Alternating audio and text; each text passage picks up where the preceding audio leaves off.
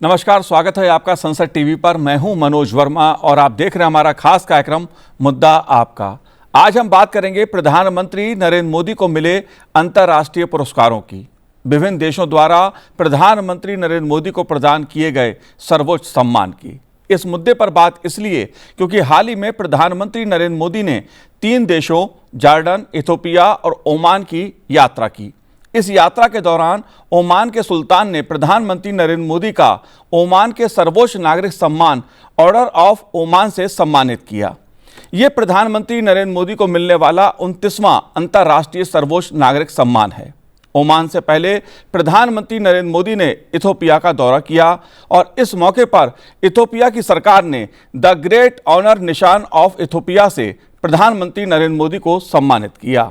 दरअसल बात चाहे यूरोप के देशों की हो या खाड़ी देशों की या बात अफ्रीका के देशों की हो, बीते 11 वर्षों में अलग अलग देशों द्वारा अपने अपने देशों के सर्वोच्च और प्रतिष्ठित सम्मान से प्रधानमंत्री नरेंद्र मोदी का सम्मान किया गया है, जो एक ऐतिहासिक उपलब्धि है।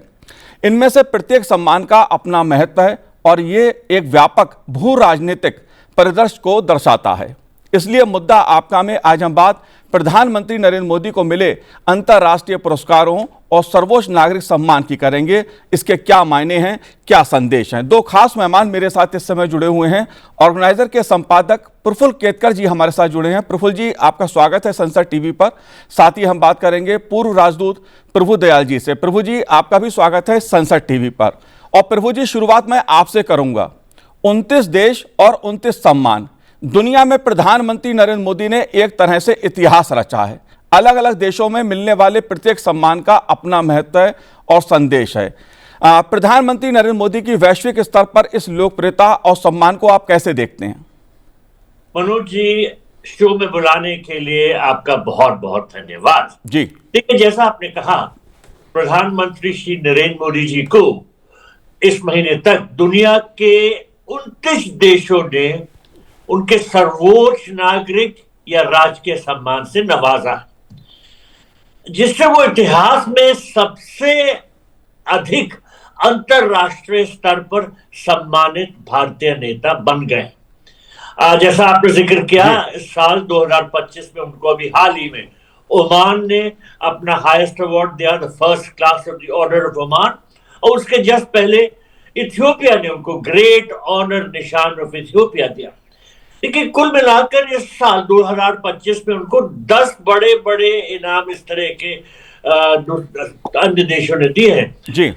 ओमान और इथियोपिया के अलावा नामीबिया, ब्राजील, ट्रिनिडाड और घाना ने जुलाई में दिया, साइप्रस ने जून में, श्रीलंका ने अप्रैल में, उसके अलावा मॉरिशस ने मार्च में और बारबाडोस ने भी मार्च में।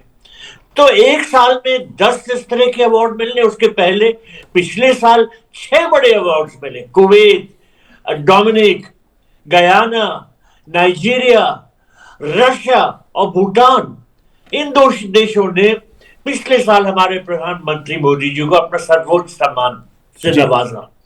इसके अलावा देखिए, फ्रांस, मिस्र, अमेरिका, संयुक्त अरब अमीरात, सऊदी अरब, इन सब देशों ने प्रधानमंत्री मोदी जी को हाईएस्ट अवार्ड दिए हैं। उसके अलावा देखिए, संयुक्त राष्ट्र ने 2018 में चैंपियंस ऑफ द अर्थ यानी पर्यावरण क्षेत्र में उनको इतना हाई अवार्ड दिया। तो ये जो है परस्पर भारत की बदलती जो वैश्विक शक्ति है और विभिन्न देशों के साथ जो भारत के मजबूत दोस्ताने रिश्ते हैं, उनका ये प्रमाण है। प्रधानमंत्री मोदी जी इन सम्मानों को अक्सर 100 करोड़ 140 करोड़ भारतीयों को समर्पित करते हैं जी। देखिए, कई वजह हैं इन सम्मान को मिलने की। पहली बात तो यह है कि प्रधानमंत्री मोदी जी को एक मजबूत नेता माना जाता है, खास तौर पे विदेश नीति और कूटनीति के संबंध में। इसके अलावा आर्थिक और सामाजिक सुधार जो उन्होंने लाए हैं, जैसे स्वच्छ भारत अभियान, डिजिटल इंडिया, जनधन योजना, गरीब कल्याण योजना, ये सब ऐसे हैं जिनकी वजह से उनका जो सम्मान है जी आर्थिक और सामाजिक सुधार के क्षेत्र में बहुत ज्यादा जी है। प्रभु इसके जी। अलावा देखिए, वैश्विक नेतृत्व और विश्वसनीयता एक बहुत बड़ा कारण है। वैश्विक संकटों में भारत जिस तरह से दूसरे देशों को सहायता देता है, वो एक सराहनीय जी बात है। और प्रधानमंत्री मोदी जी को एक भरोसेमंद नेता समझा जाता है। जी बिल्कुल प्रभु जी, चौथा इसके बड़ा पीछे कई कारण हैं, मैं वो भी आपसे जानने की कोशिश करूंगा। प्रफुल्ल जी, अगर हम बात इन 11 वर्षों की करें, जाहिर तौर पे 2014 के बाद भारत की जो विदेश नीति है उसमें एक व्यापक बदलाव देखने को मिला है। बदलाव मैं कह रहा हूं भारत के हितों का बदलाव, संबंधों का बदलाव। उस दृष्टि से मैं कह रहा हूं, आप कैसे देखते हैं जो सर्वोच्च नागरिक सम्मान प्रधानमंत्री जी को 11 वर्षों में मिले हैं, उसके क्या मायने हैं, क्या संदेश है उसका? देखिए मनोज जी, प्रभु जी ने बहुत अलग अलग डायमेंशंस पर बात की इन पुरस्कारों के। मुझे लगता है कि इसके मायने एक तो भारत का वैश्विक परिदृश्य में आज बदलती भूमिका यह स्पष्ट रूप से दिखाता है। लेकिन उसके साथ साथ मुझे लगता है कि प्रधानमंत्री मोदी जी की फॉरेन पॉलिसी का एक बहुत बड़ा निर्णायक एक तरीके से रिकग्निशन भी वैश्विक देशों वाला द्वारा किया जाता है। जी कितने ऐसे वर्ल्ड में लीडर होंगे जिनको एक साथ रशिया और अमेरिका दोनों देशों ने लीडरशिप के किसी न किसी भूमिका के लिए रिकॉग्नाइज किया हो? कितने देश, कितने नेता ऐसे मिलेंगे जिनको यूरोप के और अफ्रीका के दोनों जगह के देशों ने रिकॉग्नाइज किया हो? एक तरफ पैलेस्टाइन ने रिकॉग्नाइज किया है और दूसरी तरफ सऊदी अरेबिया ने भी रिकॉग्नाइज किया है। जी तो हम जब इसकी रेंज देखते हैं तो ये क्लियरली दिखाता है कि आज बड़े मंच पर एक मजबूत प्लेयर के रूप में भारत उभरा है प्रधानमंत्री मोदी जी के नेतृत्व में। और छोटे जो देश है, खास करके ग्लोबल साउथ के देश, उनको आज भारत के नेतृत्व पर विश्वास है। जी प्रधानमंत्री मोदी जी ने हाल ही में एक लीडरशिप समिट में कहा था कि in the age of uncertainty and age of distrust, Bharat जो है एक ब्रिज बिल्डर के रूप में उभर रहा है। भारत ने अपने आप को, जो इंटरनेशनल पॉलिटिक्स की जो बाइनरीज थी, आप इजराइल के साथ हो या पैलेस्टाइन के साथ हो, आप रशिया के साथ हो या आप अमेरिका के साथ हो, दिस और दैट वाला जो था, उससे भारत को पूरी तरह से निकाल दिया है। जी We are not non-aligned country. We are not hyphenated country. We are aligned with all as per our interest. मुझे लगता है भारत की इस नीति पर जो वैश्विक परिदृश्य बदल रहा है, ग्लोबल ऑर्डर जो बदल रहा है, उसमें भारत की इस नीति पर सारे प्रकार के देशों का विश्वास है। यही ये पुरस्कार दिखाते हैं। तो ये प्रधानमंत्री के विदेश नीति की भी और भारत के बदलते हुए वैश्विक भूमिका की भी एक तरीके से बहुत बड़ी रिकॉग्निशन। जी जाहिर सी बात है, एक अगर कूटनीतिक की बात की जाए, अंतर्राष्ट्रीय संबंधों की बात की जाए, तो भारत ने चाहे बात अमेरिका की हो या बात रूस की हो, अफ्रीकी देशों की बात की जाए या खाड़ी के देशों की, संबंधों का एक नया अध्याय भारत की विदेश नीति में शुरू हुआ है। प्रभु जी, मैं आपसे ये जानना चाहता हूं कि जब एक देश दूसरे देश के सर्वोच्च नागरिक का सम्मान प्रधानमंत्री को या किसी नेतृत्व को देता है, तो इसके क्या मायने हैं, किस तरह दिया जाता है, क्यों दिया जाता है, क्या इसके पीछे वजह रहती हैं? इसके पीछे जो सबसे बड़ी वजह होती है वो ये कि लीडर को दूसरे देश कितना हाई क्वालिटी मानते हैं। हमारे प्रधानमंत्री मोदी जी को यह सम्मान इसलिए अनेक देशों से मिलता है क्योंकि उनकी लीडरशिप क्वालिटीज ग्लोबल स्फीयर में बहुत हाई क्वालिटी है। देखिए, बायलैटरल रिलेशन उन्होंने सब देशों के साथ अच्छे करने की कोशिश की। कुछ रुकावटें हैं, देखिए पाकिस्तान के साथ भी दोस्ताना संबंध बढ़ाने की कोशिश किए थे, लेकिन अब क्या करें, उस देश की नीति ऐसी है कि वो अच्छे ताल्लुकात नहीं होने देते। लेकिन हमारे प्रधानमंत्री जी ने हर देश के साथ बायलैटरल रिलेशंस अच्छे करने की कोशिश की। इसके अलावा इंटरनेशनल प्लेटफॉर्म्स पे, ग्लोबल प्लेटफॉर्म्स में जो उनका रोल रहा है वो बहुत सराहनीय है। जैसे G20, जी G20 की लीडरशिप जिस तरह से भारत ने की, और वो जो यहाँ G20 की समिट हुई वो बिल्कुल अनोखी थी, और उसमें ये स्पष्ट हो गया कि इंडिया एक ट्रू ग्लोबल लीडर के सामने आगे आया। जैसा प्रफुल्ल जी ने कहा, साउथ साउथ कोऑपरेशन पे बहुत जोर दिया हमारे प्रधानमंत्री जी ने। देखिए, G20 समिट में अफ्रीकन यूनियन को एक मेंबर बनाना, वो भी इस बात को प्रमाणित करता है कि किस तरह से ग्लोबल साउथ के इंटरेस्ट को पीएम मोदी आगे पेश करते हैं, उनको बढ़ाने की कोशिश करते हैं। देखिए, सबसे बड़ी बात यह है कि apart from government, private international rating agencies भी प्रधानमंत्री मोदी जी को दुनिया का सबसे पॉपुलर लीडर रेट करते हैं। अभी जुलाई में एक बहुत बड़ी इंटरनेशनल रेटिंग एजेंसी जिसका नाम है मॉर्निंग कंसल्ट, उसने हमारे प्रधानमंत्री को नंबर 1 पॉपुलर लीडर बताया और उनको 71% ग्लोबल अप्रूवल रेटिंग दी। इसके मुकाबले ट्रंप साहब को केवल 44% अप्रूवल रेटिंग दी। तो इससे आप समझ सकते हैं कि हमारे प्राइम मिनिस्टर की न सिर्फ अनेक देश बट प्राइवेट एजेंसीज जो कि इम्पार्शियल होते हैं और ये नहीं कि देखते कि उनके कोई पॉलिटिकल इंटरेस्ट इन्वॉल्व, उन्होंने भी कितना ज्यादा आदर सम्मान दिया कि हमारे प्राइम मिनिस्टर को number 1 popular leader of the world घोषित किया। जी बिल्कुल। लेकिन प्रफुल्ल जी, अगर बात मैं खाड़ी देशों की करूं तो खाड़ी देशों में लगभग अधिकांश देशों ने प्रधानमंत्री नरेंद्र मोदी का सम्मान किया है, सर्वोच्च नागरिक सम्मान से सम्मानित किया है। मेरा सवाल आपसे यह है कि एक दौर ऐसा था कि जब बीजेपी की सरकार दिल्ली में होगी तो खाड़ी देशों पर असर क्या होगा, इसको लेकर तमाम तरह के सवाल किए जाते थे, कई प्रकार की आशंकाएं प्रकट की जाती थी। लेकिन आज खाड़ी देश ही प्रधानमंत्री नरेंद्र मोदी का सम्मान कर रहे हैं, भारत का सम्मान हो रहा है। इस बदलाव को आप कैसे देखते हैं? देखिए, ये बदलाव प्रधानमंत्री, मैं प्रफुल्ल जी आपसे जानना चाहता हूं ये। प्रफुल्ल जी से जी देखिए 2 चीजें इसमें से समझिए। एक तो जैसे आपने कहा, खाड़ी के 6 में से 5 देशों ने अपना सर्वोच्च सम्मान प्रधानमंत्री मोदी को दिया है। ग्लोबल एनर्जी सिनारियो बहुत बदल गया है। अनफॉर्चुनेटली हमारे यहाँ पे स्वाधीनता के समय से खाड़ी की नीति भारत के मुस्लिम समाज से जोड़कर देखने की एक प्रथा बनी हुई थी जी। और ये जो एक सूडो सेक्युलरिज्म का एक मूर्खा आपने पहन के रखा था, उसके कारण हम जैसे मानकर चल रहे थे कि भारत के मुसलमान को भारत के इंटरेस्ट से कोई लेना देना नहीं होता है। प्रधानमंत्री ने उसको कंप्लीटली डीलिंक कर दिया है।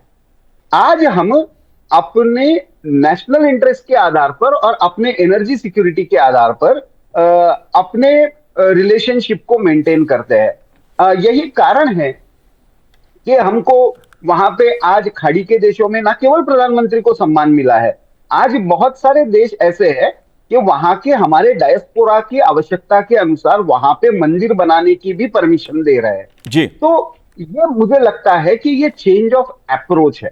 लेकिन इसके सिवा मनोज जी, मैं एक बात आपको याद दिलाना चाहूंगा जी कि विदेश नीति इवॉल्व, वैसे तो प्रधानमंत्री जी को प्रधानमंत्री बनने से पहले भी, चाहे एज अ चीफ मिनिस्टर के रूप में हो, चाहे वो Asian personality of the year के रूप में हो, बहुत सारे अवार्ड से रिकॉग्नाइज किया गया था। लेकिन 2014 के बाद जो बदला, 2 मोमेंटस ओकेजन्स मुझे लगता है, 2 या 3 कह सकते हैं ऐसी मोमेंटस ओकेजन्स थी। एक, प्रधानमंत्री मोदी ने प्रधानमंत्री बनने के बाद अपने पड़ोसी देशों को तो अपने शपथ ग्रहण में बुलाया, वो तो एक मास्टर स्ट्रोक था ही, लेकिन उससे बड़ी चीज थी जब उन्होंने अंतर्राष्ट्रीय योग दिवस के प्रस्ताव को यूनाइटेड नेशंस में रखा और विद इन 6 मंथ्स 2015 में इसको अंतर्राष्ट्रीय योग दिवस के रूप में मान्यता मिली। कैसे मान्यता मिली? 177 देशों ने भारत के प्रस्ताव का अनुमोदन किया और सर्वसहमति से यह प्रस्ताव पारित हुआ। उसमें से 42 देश ये मुस्लिम देश थे जी। मुझे लगता है कि ये कितना बड़ा मोमेंटस ओकेजन था यूनाइटेड नेशंस या ग्लोबल हिस्ट्री में। हम भारत में शायद इसका महत्व नहीं समझ रहे कि भारत एक प्रस्ताव रखता है, वो भी योग दिवस को लेकर रखता है, जिसको लेकर भारत में बहुत बड़ी राजनीति भी होती है और बहुत सारी आशंकाएं भी उपस्थित की जाती है। 177 देश उसका अनुमोदन करते हैं जी और उसके बाद सर्वसम्मति से वो पारित होता है। प्रभु जी ने champions of the earth award की बात की, 2018 में यूनाइटेड नेशंस में इसको दिया था। वो भी एक मोमेंटस ओकेजन था क्योंकि उस वर्ष फ्रांस में इंटरनेशनल समिट हो रही थी और वहां पे पहली बार एनवायरमेंटल एक्शन को लेकर प्रधानमंत्री जी ने इंटरनेशनल सोलर अलायंस का प्रस्ताव रखा। जी 135 देश इसके मेंबर बने, भारत के गुरुग्राम में इसका इंटरनेशनल हेडक्वार्टर बन गया। मैं मानता हूं again very very important step, जिसमें पहली बार एक पर्यावरण और एनर्जी सेक्टर में भारत एक इनिशिएटिव लेता है और 135 देश भारत के इस नीति का अनुमोदन करते हैं, एक झटके में सदस्य बनते हैं और भारत में उसका मुख्यालय बनता है।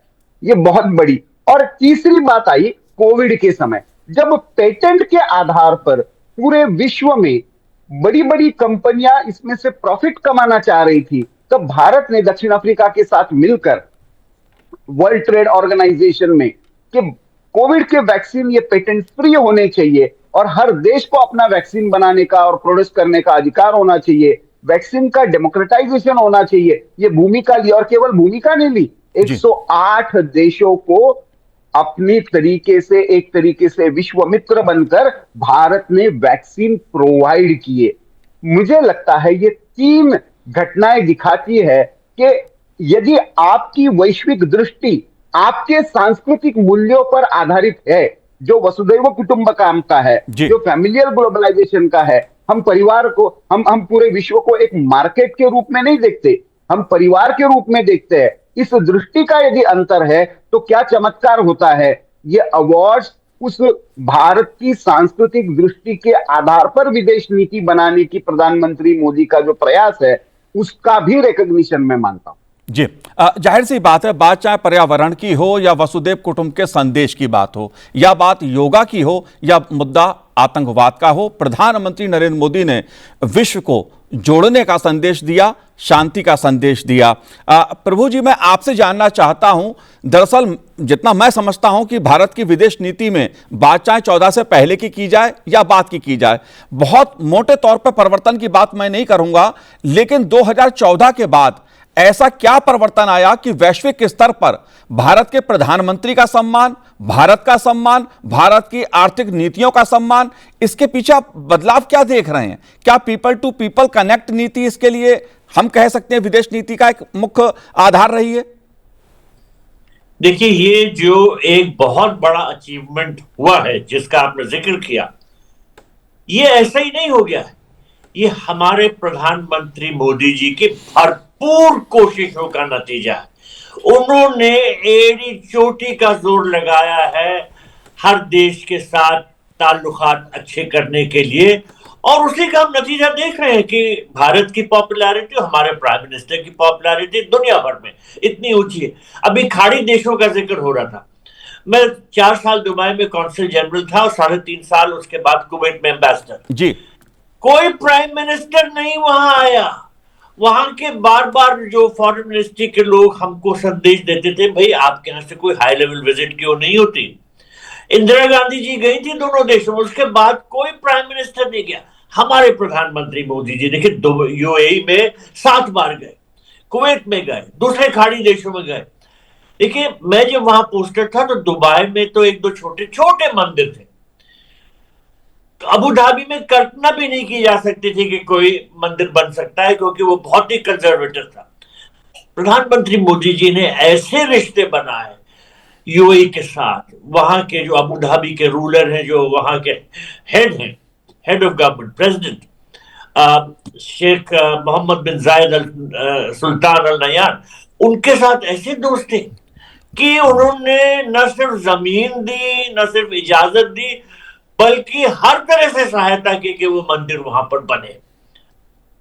तो ये ऐसा ही नहीं अचीवमेंट हो गया। हमारे प्रधानमंत्री मोदी जी ने जिस तरह से कोशिशें की हर देश के साथ, उनका नतीजा। और जैसा आप खुद कह रहे थे मनोज जी, हमारे प्रधानमंत्री ने यह भी दर्शाया कि उनका जो बिलीफ है वो वसुदेव कुटुंबकम है।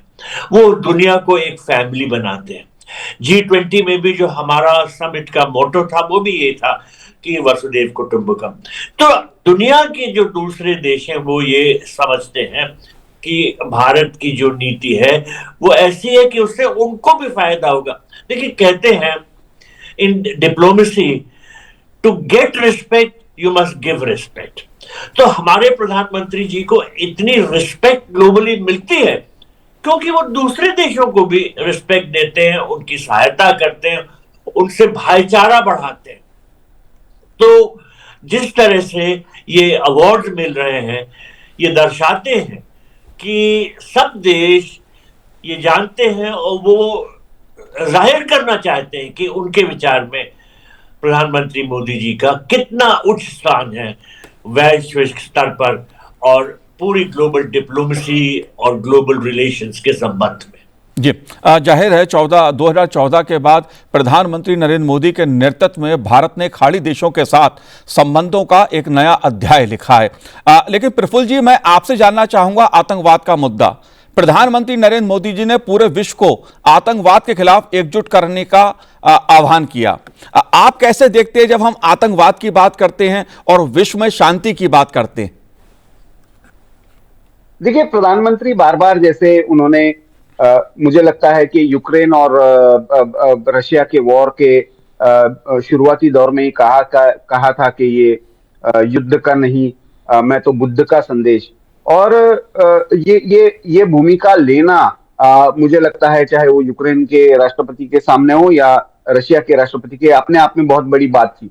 लेकिन आतंकवाद पर के talks and terrorism, trade and terrorism, blood and water, ये एक साथ नहीं फ्लो हो सकते। तो प्रधानमंत्री मोदी ने एक तरीके से बाय एक्शन, प्रभु जी जैसे कह रहे थे कि पाकिस्तान के साथ भी हमने, चाहे शुरू में नवाज शरीफ को बुलाना हो जब वो प्रधानमंत्री थे शपथ ग्रहण समारोह में, खुद लाहौर जाना हो अफगानिस्तान से लौटते हुए, लेकिन उसके बाद जब पहली बार आतंकवादी हमला हुआ तो उसके बाद भारत की जिस तरीके से भूमिका रही है कि भारत ने टेरर इंफ्रास्ट्रक्चर को ध्वस्त किया, पाकिस्तान के और पाकिस्तान स्पॉन्सर्ड टेररिज्म को पूरे वर्ल्ड इस पर एक्सपोज किया, और तीसरा टेररिज्म पर कंसेंसस बनाने के लिए एक तरीके से सारे देशों को बाध्य किया।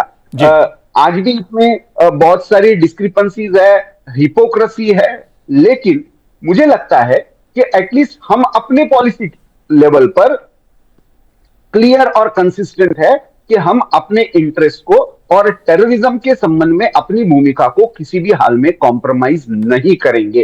तो मुझे लगता है कि पूरे विश्व के सामने एक तरीके से, चाहे वो अमेरिका की नीति हो जब वो पाकिस्तान को एक तरीके से पैसे या और रूप में मदद करता है, या चीन की नीति हो, तो उन सब पर एक दबाव बढ़ाने का काम भारत ने किया है। और इसीलिए पूरे विश्व को हमने पहलगाम के बाद भी देखा कि आतंकवाद के संदर्भ में एक ठोस भूमिका लेनी पड़ी।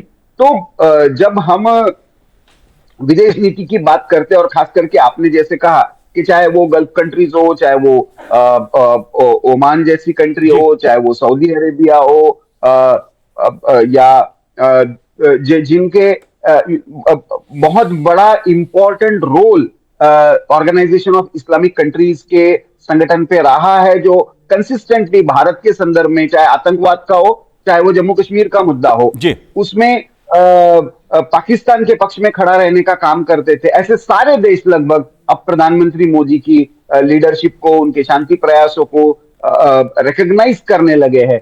और ये मुझे लगता है इसमें इजिप्ट का अवार्ड मैं बहुत इंपॉर्टेंट मानता हूं। इवन पैलेस्टाइन ने प्रधानमंत्री मोदी को रिकॉग्नाइज करना, ये बहुत इंपॉर्टेंट है। तो ये सारा मुझे लगता है कि पर्सपेक्टिव में हम देखते हैं तो ये केवल नंबर नहीं है 29 अवार्ड, ये 29 अवार्ड जो है वो भारत के बदलते हुई भूमिका को किस तरीके से विश्व देख रहा है उसका भी परिचय है। जी, भारत की बदलती हुई विश्व किस तरह से भूमिका को देख रहा है। प्रभु जी, एक आखिरी सवाल मेरा आपसे है कि प्रधानमंत्री नरेंद्र मोदी जी को जो नागरिक पुरस्कार और सम्मान मिले हैं, क्या भारत की छवि को एक जिम्मेदार, स्थिर और भरोसेमंद साझेदार के रूप में दुनिया देखती है, देश देखते हैं? जी बिल्कुल। जो हमारे प्रधानमंत्री मोदी जी को अवार्ड्स मिले हैं, ये दर्शाते हैं कि जो दुनिया का रुख है वो भारत के प्रति आदर और सम्मान का है। इंडिया की रिस्पेक्ट है। हमारे प्रधानमंत्री मोदी जी ने हर कोशिश की है कि इस रिस्पेक्ट को, जो इंडिया की रिस्पेक्ट को आगे बढ़ाया जाए। देखिए, एक बात और मैं कहना चाहूंगा, न सिर्फ ये अनेक देश हमारे प्रधानमंत्री को आदर सम्मान देते हैं, उनकी बात सुनते हैं, बट आम जनता भी हमारे प्रधानमंत्री मोदी जी के फॉलोअर्स हैं। देखिए, मैं बताना चाहूंगा कि इंस्टाग्राम पे 88 मिलियन फॉलोअर्स हैं पीएम मोदी के, और जो एक्स है जिसपे पोस्ट करते हैं लीडर्स, उस पे हमारे प्रधानमंत्री मोदी जी के 94 मिलियन से ज्यादा फॉलोअर्स हैं। तो ये बात साफ होती है कि वो क्या कह रहे हैं, इसको सुनने की उत्सुकता आम आदमी में भी है, पूरे जनता में, अवाम में है। वो फॉलो करते हैं कि पीएम मोदी क्या कह रहे हैं। तो ये high quality, high level of respect जो पीएम मोदी की है, वो भारत की हो जाती है। क्योंकि जब हमारे लीडर को इतनी रिस्पेक्ट मिल रही है तो भाई उसकी जो उसका फायदा तो परकुलेट करता है और भारत को भी फायदा होता है। तो ये एक बहुत ही बड़ा अचीवमेंट है हमारे प्राइम मिनिस्टर मोदी का कि किस तरह से उन्होंने इंडिया को ग्लोबल प्लेटफॉर्म पे और उन्होंने बढ़ावा दिया है और इंडिया को और पॉपुलर और एक ग्रेट कंट्री के रूप में दुनिया के सामने उन्होंने पेश किया है। जी, जाहिर सी बात है, विभिन्न देशों से प्रधानमंत्री नरेंद्र मोदी को मिले सर्वोच्च सम्मान दरअसल भारत की मजबूत नेतृत्व क्षमता का प्रमाण है। प्रभु जी, आपने संसद टीवी से बात की, बहुत बहुत धन्यवाद हमसे बात करने के लिए। प्रफुल्ल जी, आपका भी बहुत बहुत शुक्रिया, बहुत बहुत धन्यवाद हमसे बात करने के लिए। तो आज इस कार्यक्रम में इतना ही, मुझे दीजिए आज्ञा, नमस्कार।